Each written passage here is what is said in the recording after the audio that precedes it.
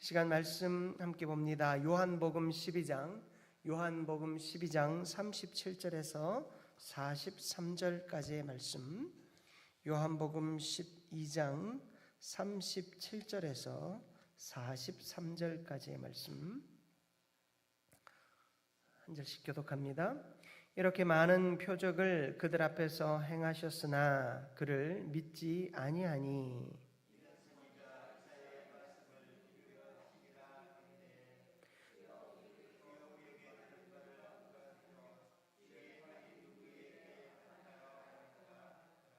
그들이 능히 믿지 못한 것은 이 때문이니 곧 이사야가 다시 일렀으되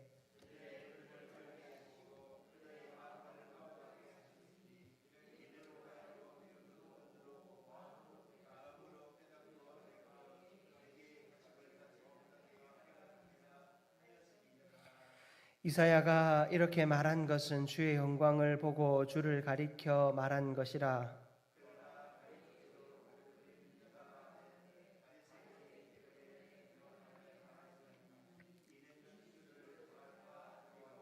함께 읽습니다. 그들은 사람의 영광을 하나님의 영광보다 더 사랑하였더라. 아멘. 오늘 새벽기도 죄송합니다. 수요 생기 예배 가운데 나오신 여러분을 환영하며 축복합니다. 우리 서로 바라보면서 이렇게 인사 한번 좀 나눴으면 좋겠습니다. 주님의 이름으로 사랑합니다. 한 번 더 이렇게 인사 나눌까요? 주님을 향하여 우리의 마음을 다하겠습니다. 아멘. 오늘은 요한복음 말씀을 가지고 사랑의 방향이 믿음의 방향을 결정합니다 라는 제목으로 말씀 전하겠습니다. 여러분들 잘 아시는 프랑스의 철학자이자 수학자인 파스칼이 이 팡세라는 이 책을 냈어요. 사실 이 팡세는 이 파스칼이 직접 쓴 책은 아니고 자신이 신앙에 대하여 고민했던 메모들 또 주고받았던 편지들을 모아서 이 파스칼의 사후에 엮어 만든 책인데요. 여기 보면 여러분들 한 번쯤은 들어보셨을 이런 말이 기록되어 있습니다. 각 사람의 마음에는 하나님만이 채우실 수 있는 하나님 형상의 빈자리가 있다. 사람의 마음에는 하나님만이 채우실 수 있는 하나님 형상의 빈자리가 있다라고 말합니다. 원문을 조금 더 직역을 하면 하나님이 빚으신 공간이라는 표현으로 써져 있어요. 하나님이 빚으신 그 공간, 또 하나님의 형상을 닮은 공간이 있는데 거기에는 세상의 어떤 것으로도 이 땅에 피조된 어떤 것으로도 채울 수 없다라고 이 파스칼은 이야기합니다.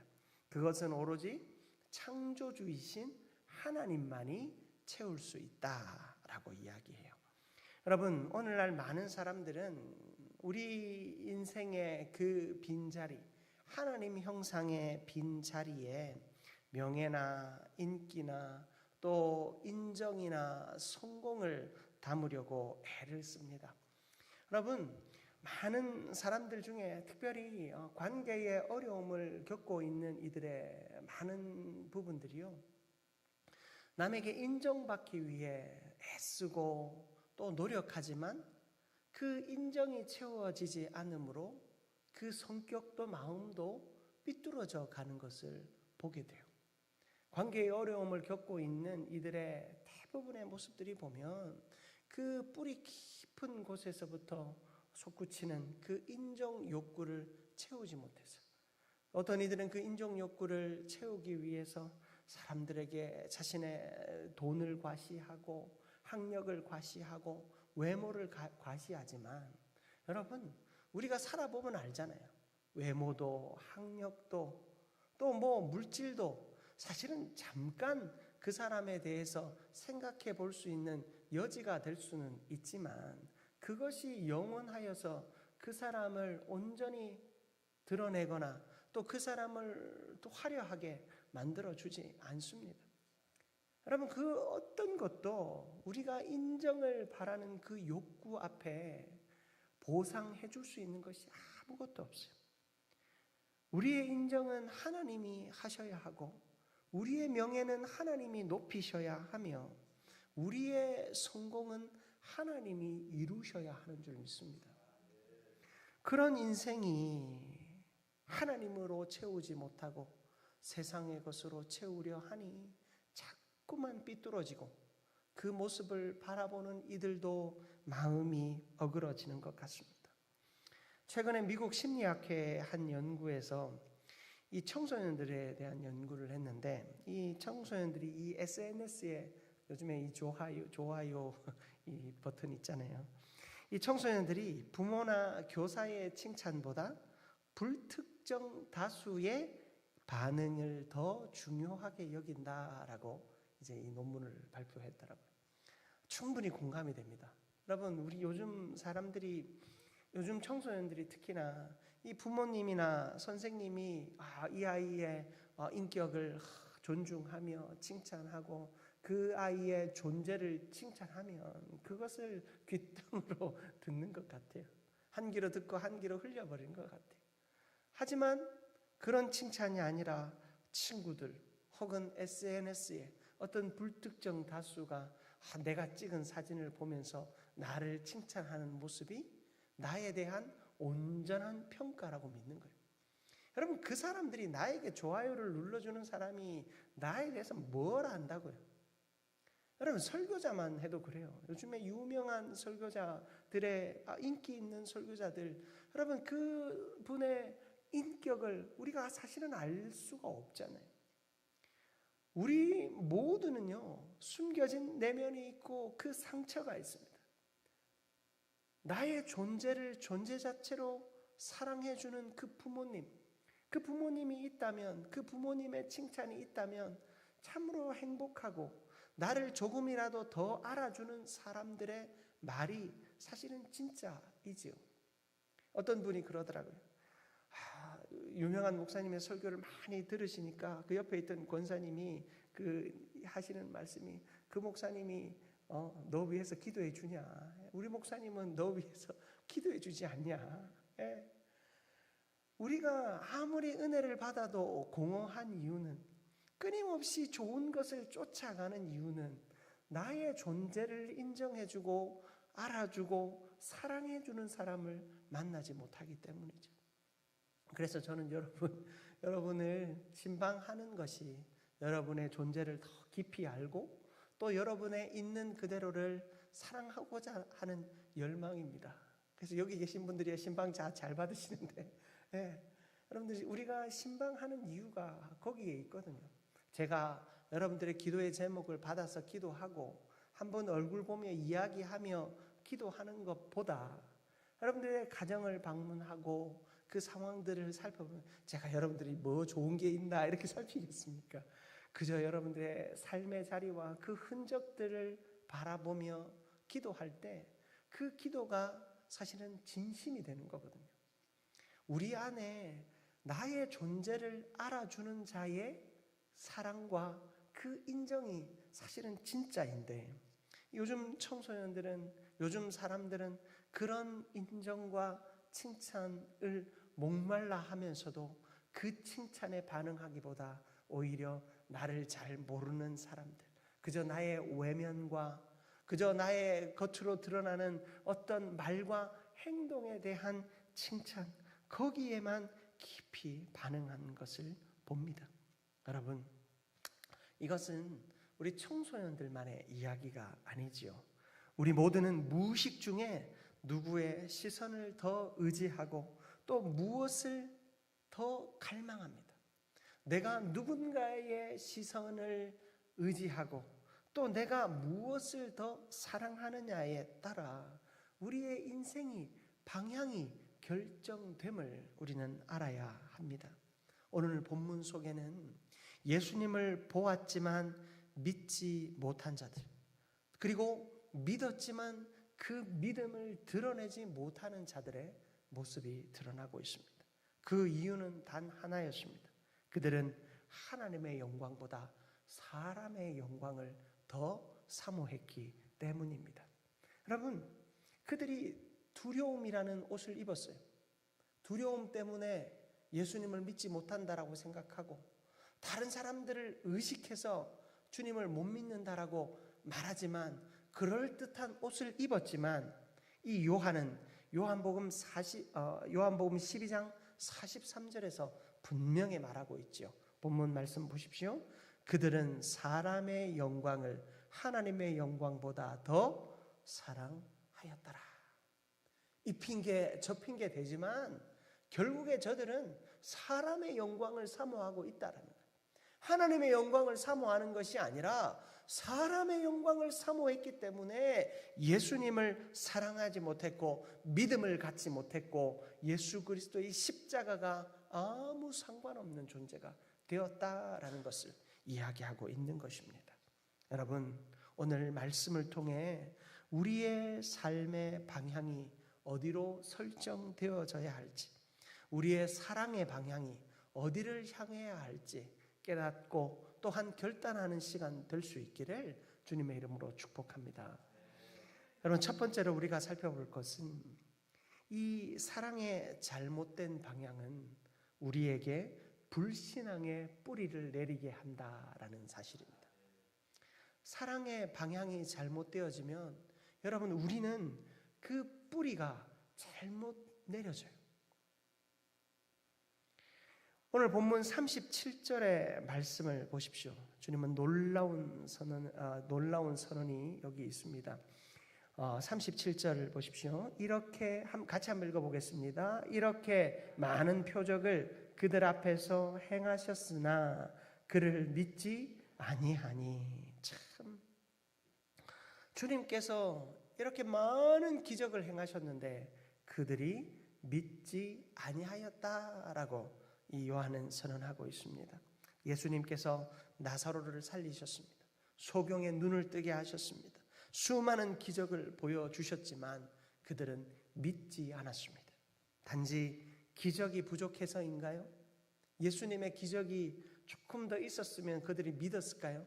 예수님이 보여주신 기적이 아직은 부족해서 그랬을까요? 여러분, 40절에서 이사야 선지자는 이렇게 말했습니다. 우리 40절도 같이 한번 합독해 봅니다. 그들의 눈을 멀게 하시고 그들의 마음을 완고하게 하셨으니 이는 그들로 하여금 눈으로 보고 마음으로 깨닫고 돌이켜 내게 고침을 받지 못하게 하려 함이라 하였음이더라. 아멘. 여러분, 그들이 눈이 멀고 마음이 완고하여진 것은 그저 그들의 운명이 아니었어요. 그들은 그저 눈이 가려져 있고 마음이 닫혀져서 원래부터 보지 못하고 원래부터 열리지 않는 저주받은 인생이어서가 아니었습니다. 여러분, 그들이 눈이 멀어지고 마음이 완고하여진 것은 무엇 때문일까요? 그들이 반복적으로 불순종을 행했기 때문입니다. 반복적으로 자기 중심적인 삶을 살았기 때문입니다. 그들의 사랑은 언제나 자신을 향하여 있었고 그 사랑 스스로 지키기 위해 하나님을 향하여 불순종을 하기를 반복하고 있었던 것입니다. 그 반복적인 죄가 그들의 영적 시력을 마비시키고 있었던 것입니다. 여러분, 우리가 넓은 곳을 보아야 하고 먼 곳을 보아야 하죠. 저도 이제 슬슬 노안이 와가지고 저도 모르게 자꾸 이렇게 보게 되는 거예요. 내려보게 돼요. 여러분, 왜 그렇습니까? 가까운 것만 자꾸 보고 있으니 노안이 온다고 하더라고요. 저보고 설교 준비하다가도 멀리 자꾸 좀 보라고 하는데, 우리가 먼 것을 보고 더 깊은 것을 생각할 때 우리의 시각도 열리고 마음도 열려질 텐데, 우리가 우리의 작은 일에 시선을 빼앗기고 마음을 빼앗겨서 우리의 시력이 점점 약해져 가는 거예요. 먼 것은 보지 못한 채 가까운 것, 거기에서만 일희일비하고 있는 우리 인생을 보게 됩니다. 됩니다. 사랑하는 성도 여러분, 무엇을 더 사랑하느냐에 따라서 우리의 믿음의 감각이 살아나기도 하고 믿음의 감각이 무뎌지기도 합니다. 우리는 예수를 바라보고 예수를 사랑할 때 믿음의 감각이 살아나는 거예요. 예수를 바라보지 못하고 예수를 사랑하지 못하면 우리의 믿음의 감각은 점점 무뎌져 갑니다. 마음이 뜨겁지 않습니까? 여러분, 마음이 혹 괴롭고 두렵습니까? 내 마음이 자꾸만 식어져 가는 것 같습니까? 내가 예수를 사랑하는지, 내가 예수를 바라보고 있는지부터 점검하시기를 바랍니다. 반복적인 불순종은 나의 마음을 싸늘하게 식어지게 만듭니다. 그러니 사람을 통해 예수를 보지 못합니다. 이 세상을 통해 예수를 보지 못합니다. 아니, 조금 더 분명히 말씀드리면 예수를 통해 사람을 바라보아야 하고 예수를 통해 세상을 바라보아야 하는데 예수는 없이 세상을 바라보니 내 마음으로 판단하고 내 마음으로 정죄할 뿐입니다. 여러분, 우리는 다 약합니다. 저도 약하고 여러분도 약하고 우리의 삶의 자리는 다 약합니다. 마치 유리잔을 아슬아슬하게 들고 있는 것과 같습니다. 여러분, 제가 설거지하면서 유리잔을 얼마나 깼는지 모릅니다. 여러분, 아슬아슬한 그 유리잔을 조금만 미끄러지면 깨어지는 것처럼 우리의 인생 역시 늘 아슬아슬합니다. 그런 아슬아슬한 인생 가운데 예수를 사랑하는 결단과 예수를 향한 믿음이 없이는 여러분, 우리는 이 세상을 승리할 수 없습니다. 사울 왕이 그랬지요. 그는 하나님의 말씀보다 백성들의 요구를 더 의식했습니다. 빨리 전쟁하러 나가야 되는데요. 우리가 빨리 저 아말렉과의 전투에서 이겨야 되는데요. 저 블레셋과의 전투에서 이겨야 되는데요. 빨리 제사 지내고 가야 되는데요. 왜 사무엘은 오지 않습니까? 사무엘이 올 때를 기다리지 못했습니다. 그는 그러한 모습을 반복함으로 백성들의 요구를 하나님의 요구보다 더 생각함으로 결국에 그는 하나님으로부터 버림받았습니다. 사무엘상 15장 22절 말씀은 이렇게 말씀하십니다. 여호와께서 번제나 다른 제사를 그의 목소리를 청종하는 것을 좋아하심같이 좋아하시겠나이까? 순종이 제사보다 낫고 듣는 것이 순양의 기름보다 낫습니다. 사랑하는 성도 여러분, 우리는 하나님의 요구에 귀를 기울이는 사람이 되어야 할 줄 믿습니다. 하나님의 뜻에 순종하는 우리가 되십시다. 여러분, 예수밖에는 아무것도 없습니다. 우리 안에 예수밖에는 아무것도 없습니다. 갈라디아서 6장 17절 말씀에 바울이 이렇게 얘기합니다. 이후로는 누구든지 나를 괴롭게 하지 말라. 내가 내 몸에 예수의 흔적을 지니고 있노라. 여러분, 예수님의 흔적이 무엇입니까? 십자가에서 달리실 때 난 그 손의 못자국 아닙니까? 그 창에 허리에 창이 찔려 물과 피를 다 쏟으신 그 자리 아닙니까? 그것이 바울의 몸에 새겨졌다라는 것입니다. 자기의 몸에 하나님 형상의 공간, 파스칼이 얘기했던 하나님 형상의 공간, 바로 그 십자가 형상의 공간, 예수님의 못자국 난 손의 공간, 예수님의 창에 찔린 허리의 구멍의 공간이 그 삶에 새겨졌다는 것입니다. 그리고 그는 그 공간을 바라보며 거기에 무엇이 채워져 있는가를 늘 바라봅니다. 바울을 괴롭게 하던 것이 무엇입니까? 거기에 유대적, 율법적 사고방식과 그 율법적인 정신과 육체의 할례와 이방인을 거부하고 그들은 저주받았고 그들은 천국 백성이 아니라고 하는 유대적 편견, 여러분 그 못자국난 예수님의 흔적에 그것들을 계속해서 주입해 넣으려고 하는 겁니다. 바울을 괴롭힙니다. 이방인을 향하여 복음을 전하고 이방인을 향하여 세례하며 이방인과 먹고 마시는 그를 향하여 그들은 그 하나님 형상의 공간에, 예수 그리스도의 십자가의 공간에, 그리고 그 예수님의 그 성스러운 고통의 흔적 속에 그 세상의 것을 집어넣기를 강요하니 바울이 더 이상 나를 괴롭혀하지 말라라고 이야기하는 것입니다. 바울은 평생의 삶을 그 흔적 속에 담겨진 예수의 사랑과 그 흔적 속에 담겨진 예수로 충분한 은혜를 누리며 살고자 결단하였습니다. 사랑하는 성도 여러분, 우리도 우리의 손을 바라보며 예수님의 그 구멍난 못자국을 볼 수 있기를 축복합니다. 그리고 그 예수님의 그 십자가의 흔적에 세상의 것이 아니라, 세상의 가치가 아니라, 세상의 욕망이 아니라, 세상의 즐거움이 아니라 예수로 충분함을, 예수만으로 채워질 수 있는 은혜가 있기를 주님의 이름으로 축복합니다. 두 번째로, 여러분, 사랑의 방향이 믿음의 길을 이끕니다. 사랑의 방향이 믿음의 길을 이끕니다. 여러분, 42절과 43절 우리가 읽었지만 아주 충격적인 말씀을 하고 있습니다. 42절 보십시오. 그러나 관리 중에도 그를 믿는 자가 많되. 지금 예수를 죽이려고 하는 그 무리들 속에서 예수를 잡아들이고 예수를 핍박하고 예수를 죽이려 하는 그 무리들 속에서도 어떤 사람이 많다고요? 믿는 자가 많되.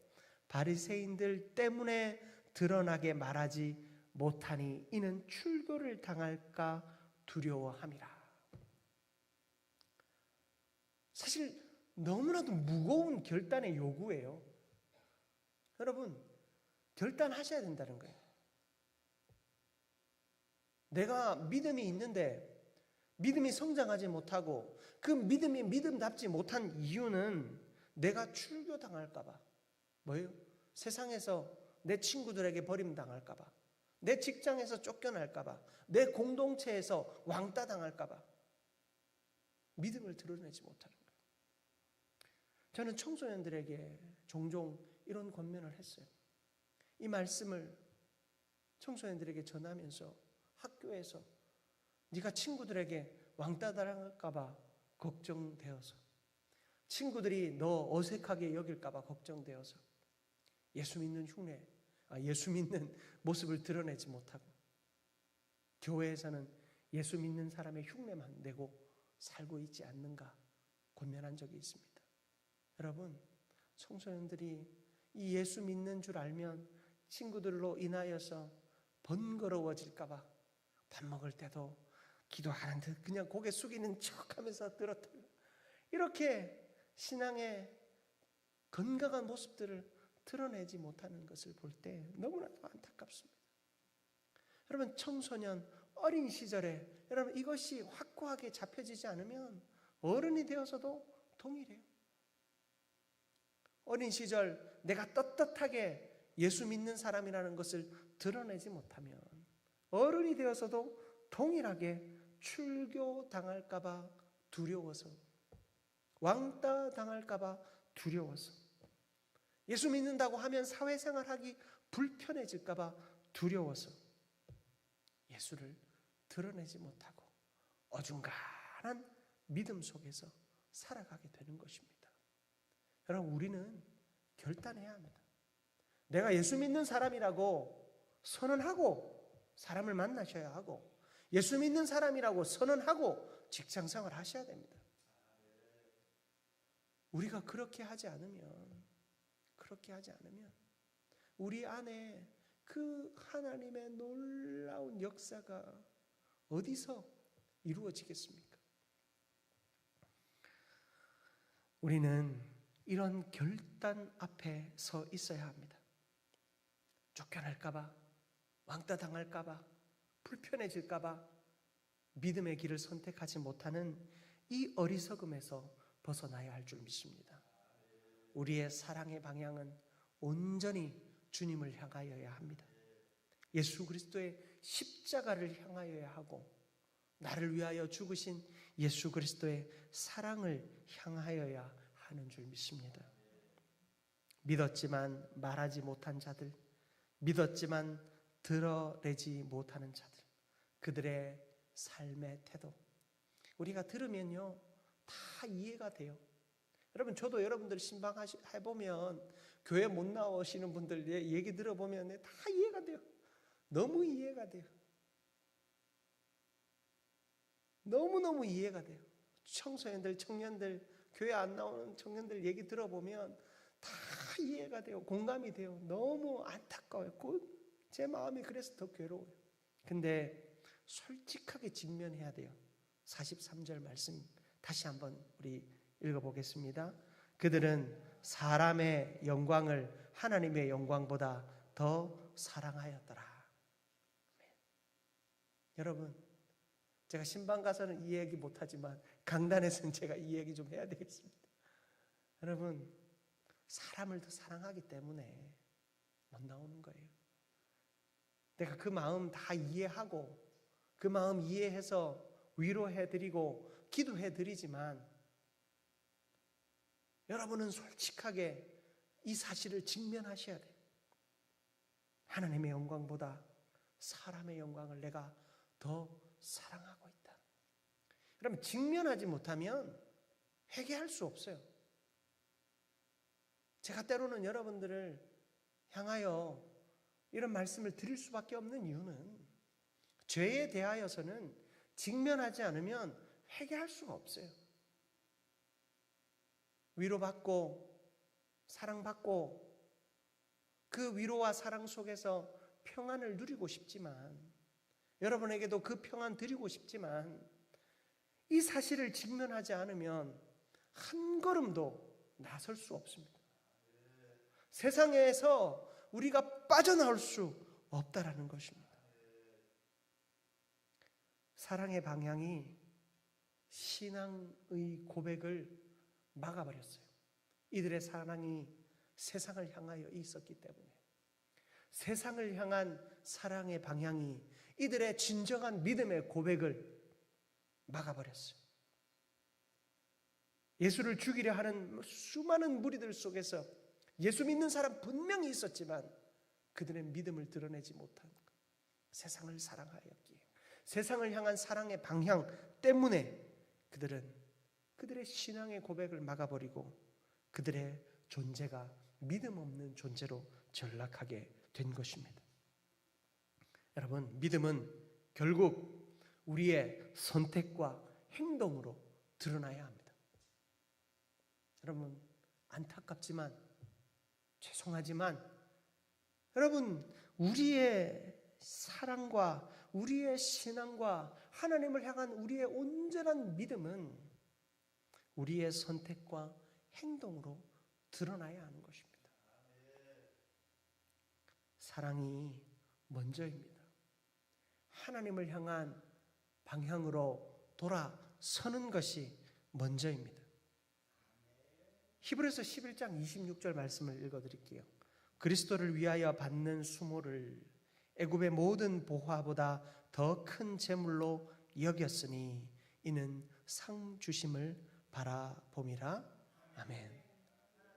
여러분, 모세가 애굽의 왕자의 자리를 포기한 그 순간, 그가 애굽의 십장을 돌로 쳐 죽인 그 순간, 그는 애굽의 모든 보화와 왕자로서의 지위와 그 모든 재물을 다 내려놓는 선택이었다라고 히브리서 11장 26절은 말씀하고 있습니다. 예수 그리스도를 위하여 받는 수모를 이 세상의 어떤 칭찬과 보화와 재물보다 더 귀하게 여기는 그리스도의 상임을 기억하는 우리 모두가 되기를 축복합니다. 우리는 그 사랑과 그 영광을 바라보아야 합니다. 그 은혜와 그 놀라운 역사를 바라보아야 할 줄 믿습니다. 하나님을 더 사랑하기 위해 여러분 예배를 우선순위로 삼으십시오. 주일을 성수하며 그 주일 선포되어지는 말씀과 그 말씀 속에서 하나님을 만나는 일에 최선을 다하십시오. 그리고 여러분들이 어떤 결정을 내리든 말씀에 근거한 결정을 내리십시오. 세상의 성공보다 하나님의 뜻을 먼저 따르기를 결정하십시오. 여러분, 분명한 사실은 하나님은 여러분이 망하기를 원하지 않으신다는 겁니다.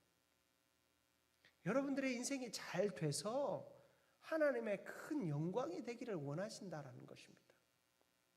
하나님의 뜻을 따르기로 결정하는 것은 실패를 선택하는 것이 아니라 하나님의 성공을 선택하는 것인 줄 믿으시기 바랍니다. 또 인정받기보다 섬김을 선택하시길 바랍니다. 사람의 칭찬보다 하나님의 기쁨을 선택하시기 바랍니다. 묵묵히 헌신하는 자들 하나님은 절대 잊으시지 않습니다. 여러분, 저는 어린 시절 아주 보수적인 교회에서 신앙생활을 했습니다. 목사님 칭찬 같은 거 해주지 말라고 늘 부모님들께 가르쳤어요. 저는 칭찬 많이 받고 싶었는데 왜 칭찬해주지 말았냐? 그 이유는 단 하나입니다. 얘가 이 땅에서 이렇게 칭찬받으면 하나님께 받을 칭찬이 없다 말씀하셨어요. 물론 일부는 맞고 일부는 틀린 말 같습니다만 분명한 것은 그 신앙의 선배들의 믿음은 무엇입니까?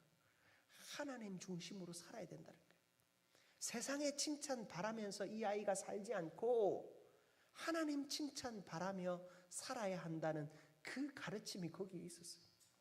제가 크니까 그걸 알겠더라고요. 어린 시절 제가 100점 맞아 와도 수고했네. 장학금 저 4년 내내 장학금 받았거든요. 근데도 수고했네. 그 한마디 그냥 다 하셨어요. 근데 지금 와서 보니까 하나님 더 의지하고 하나님 더 바라게 하는 그 믿음을 제가 보겠더라고요. 여러분, 우리가 세상의 인정받기보다 하나님의 섬김을 받기 위해 애를 쓰고 노력하는 저와 여러분들 되시기를 축복합니다. 그리고 자녀 교육에 있어서 신앙을 최우선으로 두십시오. 여러분, 좋은 성적도 좋은 스펙도 중요합니다. 그러나 기도와 말씀과 교회 공동체 안에서 영적인 훈련을 받는 것도 똑같이 여기셔야 합니다. 우선순위 없습니다. 먼저 모든 것이 함께 이루어져야 합니다.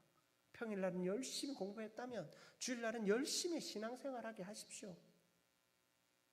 우리가 아이들의 건강한 정서의 발달을 위해서 이 학원도 보내는데 공부하는 학원만 보내지 않지 않습니까? 음악하는 학원도 보내고 체육하는 학원도 보내고 또 아이들 데리고 여행도 다니시고 그것이 건강한 정서에 그리고 발달이 성적에 도움이 되니까 그렇게 하시지 않습니까? 그러나 여러분, 우리는 거기에 신앙의 교육이 잘 입혀져야 합니다. 신앙의 교육이 없으면 이 아이들은 세상에서 인정받는 사람이 될지는 몰라도 하나님께는 인정받지 못하는 사람이 됩니다. 여러분, 그 인생의 끝이 어디 있겠습니까?